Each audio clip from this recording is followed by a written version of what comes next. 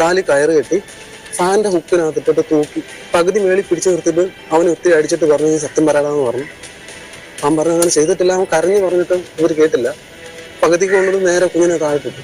കൊച്ചിന്റെ ദേഹത്ത് കാലി കെട്ടി കയറിന് പാടുണ്ടായിരുന്നു, പിന്നെ പുറത്ത് പാടുണ്ട്, പിന്നെ ഇവിടെ ഇങ്ങനെ അടിച്ച പാടുണ്ട്. നീ വീട്ടിൽ ചെന്ന് നിന്റെ അച്ഛന്റെ അമ്മയടുത്ത് പറഞ്ഞാലും നിന്റെ അച്ഛനമ്മയൊന്നും എന്നെ ഒന്നും ചെയ്യത്തില്ല, നിങ്ങൾ പോയിട്ട് തിരിച്ചു വരത്തില്ല, ഇതിന്റെ ബാക്കി എന്താ ഞാൻ തരാമെന്നാ പറഞ്ഞു. എൻ്റെ പൊന്നോ, ദൈവത്തിൻ്റെ സ്വന്തം നാടായ കേരളത്തിൽ ദിവസവും നടക്കുന്ന ഓരോ വാർത്തകളാണ് കേൾക്കുന്നത്. ഓരോ പിശാചുക്കൾ കൂടി ഇത് പിശാചിൻ്റെ സ്വന്തം നാടാക്കുവാണെന്ന് തോന്നുന്നു. കൊല്ലം പുനലൂരിൽ 6ാം ക്ലാസ്സിൽ പഠിക്കുന്ന 11 വയസ്സുള്ള ഒരു കുഞ്ഞിനെ തലകീഴായി തൂക്കിയിട്ടു. മോഷണ കുറ്റം ആരോപിച്ച് ഫാനിൻ്റെ ഹുക്കിലാണ് തൂക്കിയിട്ടത്.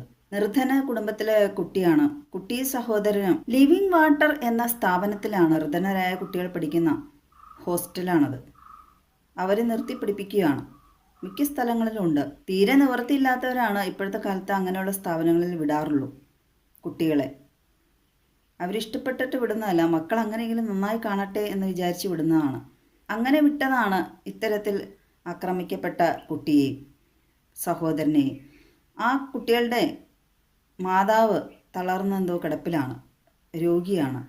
പിതാവ് കൂലിപ്പണിയൊക്കെ ചെയ്ത് ആ മാതാവിനെ നോക്കാനുള്ള ബുദ്ധിമുട്ട് എല്ലാം കൂടെ ആയതുകൊണ്ടാണ് ബന്ധു ഒക്കെയാണ് ഈ കുട്ടിയുടെ മാതാവിനെയും കുട്ടികളൊക്കെ നോക്കിക്കൊണ്ടിരുന്നത്. ആ ബുദ്ധിമുട്ടൊക്കെ ഓർത്താണ് അദ്ദേഹം ഇങ്ങനെ കുട്ടികളെ ഇങ്ങനെ ഒരു സ്ഥാപനത്തിലാക്കാൻ തീരുമാനിച്ചത്. അങ്ങനെ ഇരിക്കെ ഈ ഹോസ്റ്റലിലെ പാചകക്കാരൻ്റെ 500 രൂപ ആക്രമിക്കപ്പെട്ട കുട്ടി മോഷ്ടിച്ചെന്ന് ആരോപിച്ചാണ് ആ കുട്ടിയെ ഈ ഹോസ്റ്റലിൻ്റെ ഫാനിൻ്റെ ഹുക്കിൽ കയറിൽ തലകീഴായി കെട്ടിത്തൂക്കിയിട്ട് മർദ്ദിച്ച്. കുറ്റം ഇത് ചെയ്തവർ ഏറ്റു പറഞ്ഞിട്ടുണ്ട്. ഈ പാചകക്കാരൻ അയാൾ മദ്യപാനിയായിരുന്നു. ആദ്യം ഇയാളെ കുറച്ചാളത്തേക്ക് പറഞ്ഞു വിട്ടേക്കുമായിരുന്നു. പിന്നെ ഇയാൾ കൈയും കാലും പിടിച്ച സ്ഥാനത്ത് കയറിയതാണ്. ഇപ്പോൾ അവധിക്കാലമാണല്ലോ, കുട്ടികളെ 1-2 ദിവസത്തേക്കൊക്കെ ഹോസ്റ്റലിൽ നിന്ന് വിടുമായിരിക്കാം അവധിക്ക്. അങ്ങനെ വീട്ടിലെത്തിയപ്പോൾ ഈ ആക്രമിക്കപ്പെട്ട കുട്ടി മാതാപിതാക്കളോട് പറഞ്ഞതാണ് ഇക്കാര്യം. അങ്ങനെയാണ് ഇത് പുറലോകം അറിയുന്നത്. ഈ പ്രശ്നം അറിഞ്ഞതിനെ തുടർന്ന് രാഷ്ട്രീയ പാർട്ടിക്കാരൊക്കെ അവിടെ ചെന്ന് പ്രശ്നമുണ്ടാക്കുകയും അങ്ങനെ 2 പേരെ പോലീസ് അറസ്റ്റ് ചെയ്തു. ഈ പാചകക്കാരനെയും ഇയാളെ സഹായിച്ചു എന്ന കുറ്റത്താൽ ആ ഹോസ്റ്റൽ വാർഡനെയും. എന്ത് കഷ്ടമാണല്ലേ, പൈസയില്ല എന്ന കാരണത്താൽ ആക്രമിക്കപ്പെടുക, ആ കുട്ടികളെ വെറും മൃഗങ്ങൾക്ക് തുല്യമായി കാണുക. ആ കുട്ടി പറഞ്ഞതിന് തെളിവായിട്ട് കുട്ടിയുടെ കാലിൽ കയറ് കെട്ടിയതിൻ്റെ പാടുണ്ട്, പിന്നെ ഇവർ മർദ്ദിച്ചതിൻ്റെയൊക്കെ പാടുകളുണ്ട് മുതുകത്ത്, അങ്ങനെ പല സ്ഥലത്തായിട്ട്. ഇത് ചെയ്ത പ്രതി ആ കുറ്റം ഏറ്റു പറഞ്ഞിട്ടുമുണ്ട്, അവർ കയറ് കെട്ടി ഇതെല്ലാം സത്യമാണെന്നുള്ളത്. മുമ്പും ഈ കുട്ടി ഇതുപോലെ ആ സ്ഥാപനത്തിലെ വേറൊരു വാർഡൻ മുഖത്തിനിട്ട് അടിച്ചിട്ടുണ്ട് എന്നുള്ളതാണ്. അന്നേരം ഈ കുട്ടിയുടെ പിതാവ് അവരോട് പറഞ്ഞിട്ടുണ്ട് ഇങ്ങനെയൊന്നും ചെയ്യരുത് കേട്ടോ എന്ന്. വേറെയും കുട്ടികൾ ഇവരാൽ ഇതുപോലെയൊക്കെ ആക്രമിക്കപ്പെട്ടിട്ടുണ്ടോ എന്നുള്ളത് ഇനി കൂടുതൽ അന്വേഷണം വന്നാൽ അറിയുമായിരിക്കാം. പിന്നെ ഈ ഹോസ്റ്റലിൻ്റെ ഉടമസ്ഥൻ്റെ അഭിമുഖമൊക്കെ കണ്ടു. അതിലൊക്കെ പുള്ളി വെറും മട്ടിലാണ് പറയുന്നത്. ഇങ്ങനെ അവർ കെട്ടിത്തൂക്കി പീഡിപ്പിക്കാൻ നോക്കിയായിരിക്കാം എന്നൊക്കെ പറഞ്ഞുകൊണ്ട്. ഈ പുള്ളിയുടെ മക്കളെയൊക്കെയാണ് ഇങ്ങനെയൊക്കെ ചെയ്യണമെങ്കിൽ സമ്മതിക്കുമോ? അവർക്ക് അവരുടെ മുഖം രക്ഷിക്കുക എന്നുള്ളതാണ് വലുത്. പാവപ്പെട്ടവരുടെ ജീവന് ഒരു വിലയുമില്ല. എന്തായാലും പോലീസ് ഇതിൽ പ്രതികളെ പെട്ടെന്ന് അറസ്റ്റ് ചെയ്തുല്ലോ.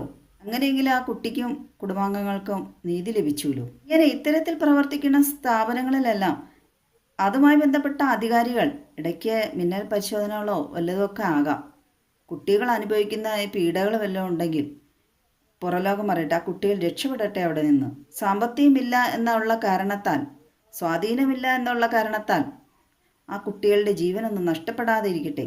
ഇപ്പം അടുത്തിടെയാണ് നിതിൻ രാജ് എന്ന കുഞ്ഞ് പഠിക്കുന്ന സ്ഥാപനത്തിൽ ആത്മഹത്യയോ കൊലപാതകമോ എന്ന് ഇപ്പോഴും നിശ്ചയമായിട്ടില്ല, ജീവൻ വെടിഞ്ഞത്. നല്ല അവഹേളനങ്ങൾ സഹിച്ച്. അതുപോലെ ഒന്നും സംഭവിക്കാതിരിക്കാൻ വേണ്ടി ഇനിയെങ്കിലും അധികാരികൾ കണ്ണുകൾ തുറക്കട്ടെ.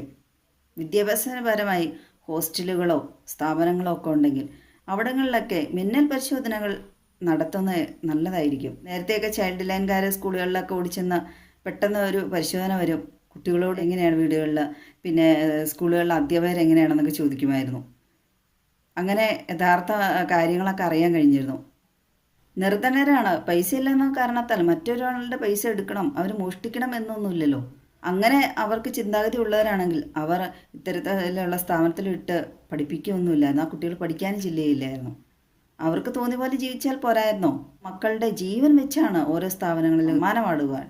ഇങ്ങനെയുള്ള സംഭവങ്ങൾ കേൾക്കുമ്പോൾ തോന്നുന്നത് എന്തിനാണ് മക്കളെ ഇങ്ങനെ വിടുന്നത്? എങ്ങനെയെങ്കിലും കഷ്ടപ്പെട്ട് മക്കളെ ഏത് വിധത്തിലെങ്കിലും കൂടെ തന്നെ ചേർത്ത് നിർത്തി പഠിപ്പിക്കാൻ കഴിയുക, നോക്കാൻ കഴിയുക എന്നുള്ളതൊക്കെ തന്നെയാണ് ഏറ്റവും നല്ല കാര്യവും വലിയ കാര്യവും. കാരണം മക്കൾ ജീവനോടെ ആരോഗ്യപരമായി നമ്മുടെ കൂടെ ഉണ്ടാകുമല്ലോ. മക്കൾക്കും ഒരു സമാധാനമുണ്ട്, സ്വന്തം മാതാപിതാക്കളുടെ കൂടെയാണല്ലോ, ബന്ധുക്കളുടെ കൂടെയാണല്ലോ എന്നോർക്കുമ്പോൾ. ഒരുപക്ഷെ ആ കുട്ടിയെ ജീവനോടെ തിരികെ കിട്ടിയത് ആ മാതാപിതാക്കളുടെ ഭാഗ്യമോ ദൈവാധീനമോ ഒക്കെ ആയിരിക്കാം.